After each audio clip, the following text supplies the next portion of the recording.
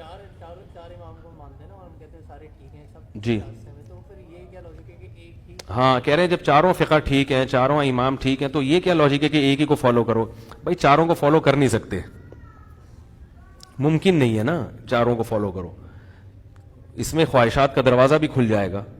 امام شافعی کے ہاں خون نکلنے سے وضو نہیں ٹوٹتا، امام ابو حنیفہ کے ہاں ٹوٹ جاتا ہے۔ اب آپ نے کیا کیا، آپ کا خون نکلا، آپ کہہ رہے ہو میں اس مسئلے میں امام شافعی کو فالو کر رہا ہوں۔ تھوڑی دیر میں آپ نے کسی بچی کو پیار کیا تو امام شافعی کہتے ہیں عورت کو ہاتھ لگانے سے وضو ٹوٹتا ہے، آپ کہتے ہیں اس مسئلے میں کس کو فالو کر رہا ہوں؟ امام ابو حنیفہ کو فالو کر رہا ہوں۔ تو یہ دین کے نام پہ کیا خواہشات۔ دیکھو امام شافعی رحمہ اللہ تعالیٰ کے ہاں فاسق آدمی نکاح میں گواہ نہیں بن سکتا۔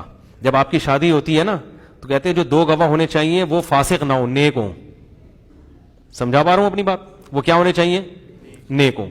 امام حنیفہ کہتے ہیں نیک ہونا ضروری، مسلمان ہونا کافی ہے۔ ٹھیک ہے۔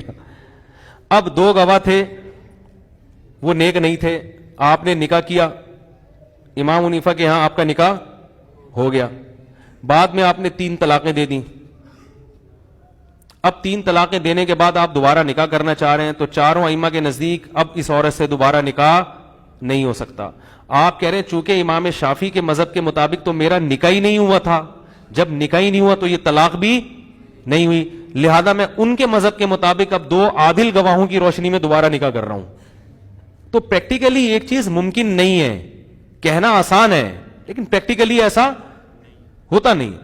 ایک صاحب جھینگا کھاتے ہیں شوق سے، کہتے ہیں میں شافعی فقہ کو فالو کرتا ہوں، کیکڑے بھی کھاتے ہیں، جھینگے بھی کھاتے ہیں، ٹھیک ہے مکروہ ہے، ناپسندیدہ ہے، حرام نہیں، ایسے حرام نہیں ہے جیسے کتا اور خنزیر جیسے حرام ہے، اس طرح نہیں ہے، لیکن بہرحال ناپسندیدہ، میں نے کہا آپ نہ کھائیں۔ چلو جھینگا تو حضرت مفتی تقی صاحب کہہ رہے ہیں، کیکڑے کو تو وہ بھی جائز نہیں کہتے، نہ کھائیں آپ۔ تو وہ کہنے لگے کہ میں اس مسئلے میں امام شافعی کو فالو کرتا ہوں۔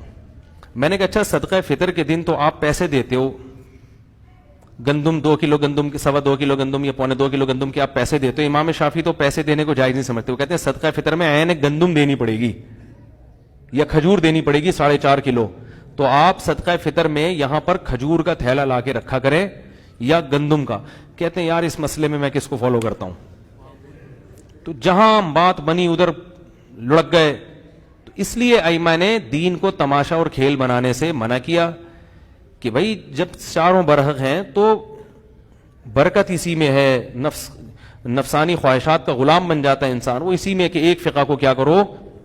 ایک اہل حدیث کا فون آیا نا میرے پاس کہ ایک لڑکی سے میں شادی کرنا چاہتا ہوں، اس کے ابا راضی نہیں ہے، تو قرآن و سنت کی روشنی میں نکاح جائز ہے؟ میں نے کہا اب آپ اہل حدیث ہو، سارا فتاویٰ تو ہمیشہ اہل حدیث سے لیتے رہے ہو ہیں بھائی، اب آپ کو لڑکی کا عشق چڑھ گیا تو فتویٰ کس سے لے رہے ہو؟ کیونکہ فقہ حنفی میں جائز ہے لڑکی کا باپ راضی نہ بھی ہو تو بھی بالغ لڑکی اپنا نکاح کر سکتی ہے۔ کہہ رہے نہیں میں کسی فقہ کو فالو قرآن حدیث کی روشنی میں بتائیں۔ تو میں نے کہا آپ اہل حدیث سے اب تک اس لیے پوچھتے رہے ہو کہ آپ کے خیال میں وہ قرآن حدیث سے بتاتے تھے اور آپ کے خیال میں اندھا مقلد تھا۔ اب اندھا مقلد آپ کو، آپ کے خیال میں، حالانکہ میں اندھا مقلد نہیں ہوں، آپ کے خیال میں جو اندھا مقلد ہے وہ اب قرآن و حدیث کے حساب سے گائیڈ کرے گا آپ کو، اور جو وہ لوگ تھے وہ اندھے مقلد ہو گئے اب۔ تو میں نے اس کو نہیں بتایا، میں نے کہا جاؤ ادھر ہی جا کے ان سے مسئلہ پوچھو۔ سمجھ میں آ رہی ہے بات؟